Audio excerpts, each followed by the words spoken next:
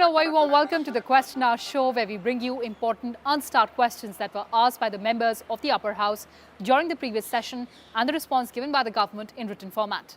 I'm Kriti Mishra, and joining me is my colleague Akhilesh Suman. So Akhilesh, let's begin today's edition of Question Hour. And the first question that we've picked up is to the Ministry of Agriculture and Farmers Welfare. And this one has been asked by member TKS Ellen Govan.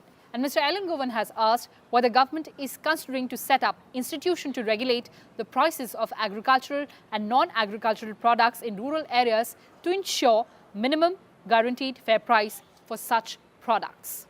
The answer is very interesting, Kriti. And the government has said that there is no proposal to set up an institution to regulate the prices of agriculture and non-agricultural products. The prices of agricultural products are determined by supply and demand conditions in the market on the day-to-day basis. Prices of agriculture produce tends to fall after the harvesting season due to increase in market arrival of new crop in a lumpy manner. The government fixes the minimum support price of 22 mandated agriculture crops and fair and remunerative prices for sugarcane based on the recommendations of the Commission for Agriculture Cost and Prices, that is CACP. And I think this is how the government creates an atmosphere for competitiveness in the price market. As announced in the Union Budget 2018-19, the government has increased the minimum support price for all mandated Kharif and Rabi crops and other commercial crops for the season 2018-19 with a return of at least 50% over cost of production. Very important. Government offers to procure mandated agriculture produce at MSP as well as supports farmers' price received in the mandis, that is called mandis, through prices deficiency payment system. Government is also implementing market intervention scheme MIS on the request of a state and union territory governments for procurement of agriculture and horticultural commodities generally perishable in nature and not covered under the prices support scheme for MSP. So, I think the agriculture is one of the important sectors in India, and the government has given the comprehensive reply. And the next question, Kriti, also pertains to Agriculture Ministry, the Union Agriculture Ministry indeed. The question has been asked by Mr. Amar Shankar Sable, and the question is whether government has received any report from the Beekeeping Development Committee. If so, by when the recommendations given in the said report will be implemented. So, very pointed question. The government has to give very pointed answer also, I think. Well, the response given by the government is in affirmative, and the government says that the report from Beekeeping Development Committee has been received and is currently under examination. Action on the report will follow thereafter. The government further says that export of honey and other beehive products is being regulated by Export Inspection Council, also called the EIC, Ministry of Commerce and Industry. The export of honey has been brought under mandatory certification, White Government of India order and notification, both dated 4th of March 2002, and standards are defined in the said notification. Further, the domestic standards for honey are prescribed by Food Safety and Standards Authority of India Limited, called the FSSAI, Ministry of Health and Family Welfare, under SEB Regulations 283 of Food Safety and Standards, Food Product Standards and Food Activities Regulations 2011. The export of a commodity has also to comply with domestic standards unless the importing country has specified different standards which an exporter is expected to comply with. It is also mentioned that the farmers, beekeepers are being trained or facilitated for practicing scientific beekeeping by adopting advisories on good beekeeping practices called the GPPS, among others, which includes use of stainless steel, food-grade plastic honey extractors, containers and other beehive tools, equipment, and also to ensure that only ripened honey, that is, honey from more than 75% of sealed frames, is extracted. Well, let's move on to the next question, and this one has been asked by member K.R. Arjunan, and this pertains to the Ministry of Civil Aviation. And Mr. Arjunan has asked whether it is a fact that many airport expansion work has been held up for want of environmental clearances. No Airports Authority of India's airport expansion work except development of new civil enclave at Agra has been held up for wants of environmental clearances. Since the matter is sub judice in Supreme Court of India, The decision regarding environmental clearance for new civil enclave at Agra has not been taken up so far. Further, validity of the environmental clearance to Mopa Greenfield Airport, which is being developed by Government of Goa, has been challenged by an NGO, and the work has been stopped due to stay on the project by the Supreme Court of India. Airports Authority of India abides by the terms and conditions stipulated by Ministry of Environment, Forest and Climate Change. So, the government is not blaming anyone, the government is giving what exact situation is there. And the next question, Kriti, is again related to Civil Aviation Ministry, and the question has been asked by Mr. Ronald Sapa Lau. He has asked whether there is any plan by the government to increase flights in the northeastern region under the new Udan scheme. Well, again, the government has given a very comprehensive reply to this question, and the government goes on to say that with the repeal of the Air Corporation Act in March 1994, the Indian domestic aviation was deregulated. Airlines are free to induct capacity with any aircraft type, free to select whatever markets and network they wish to, and services that they wish to operate. Government has, however, laid down route dispersal guidelines, or the RDGS, with a view to achieve better air transport services to different regions of the country. It is therefore up to the airlines to provide air services to specific places, depending upon the traffic demand and commercial viability, subject to compliance with route dispersal guidelines.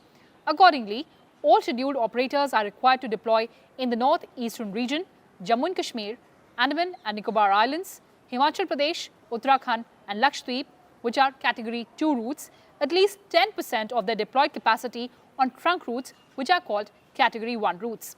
Further, the operator will deploy at least 1% in category 2A routes within the northeastern region, Jammu and Kashmir, Himachal Pradesh, Uttarakhand, Andaman and Nicobar Islands, Lakshadweep and Kochi, Agati, Kochi of the capacity deployed on category 1 routes. Ministry of Civil Aviation has also launched Regional Connectivity Scheme, or RCS, Udan Ure Desh Ka Aam Nagrik scheme in 2016 to facilitate and stimulate regional air connectivity by making air travel more affordable to the masses.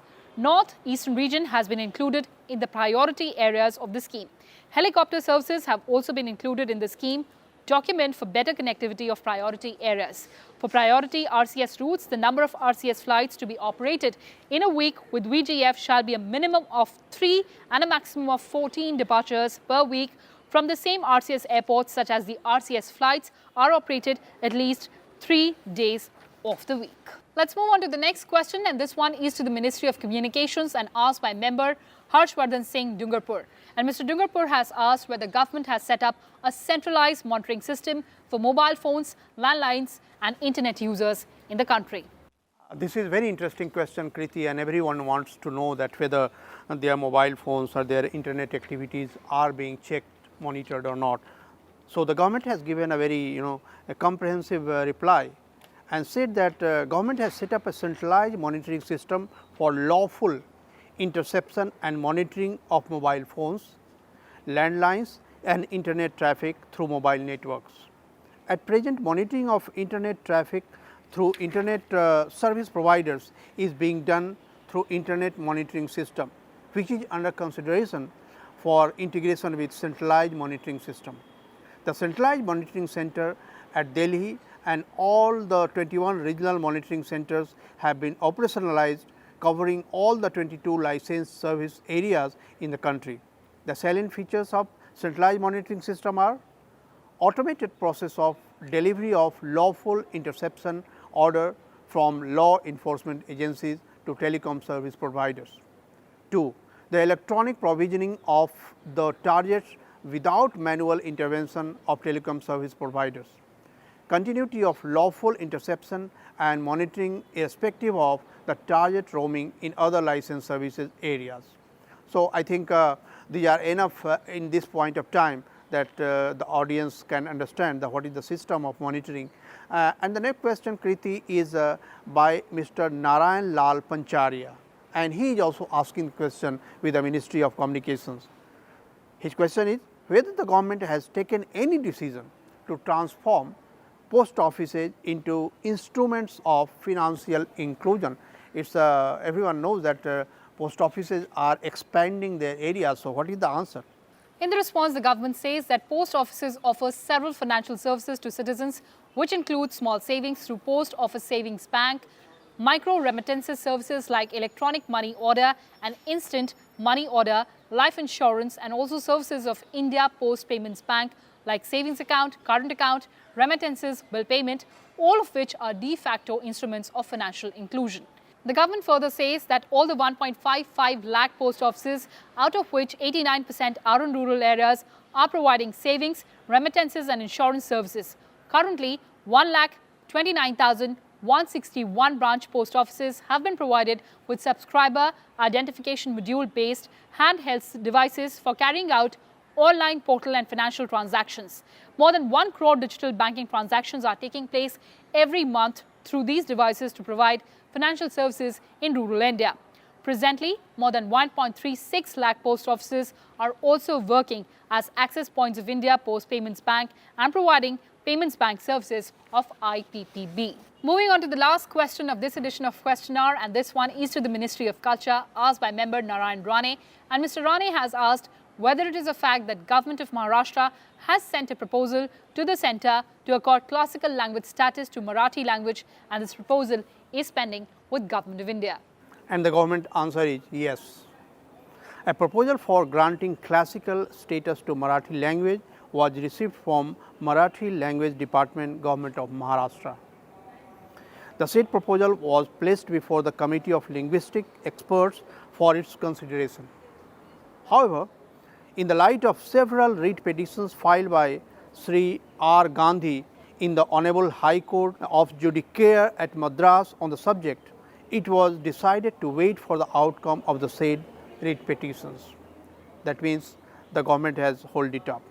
The Honorable High Court of Judicature of Madras has disposed of the writ petitions by common order dated 8/8/2016, declining to interfere in the matter and disposed of all the writ petitions. The proposal is again under active consideration in consultation with other ministries and committees of linguistic experts through Sahitya Academy. It is very complicated matter, language in India. So Akhilesh, these were the questions and answers in today's edition of Question Hour. But on the other side, we'll have Prashnakal with our colleagues Arvind Singh and Kriti Singh. Stay tuned to Rajya Sabha Television.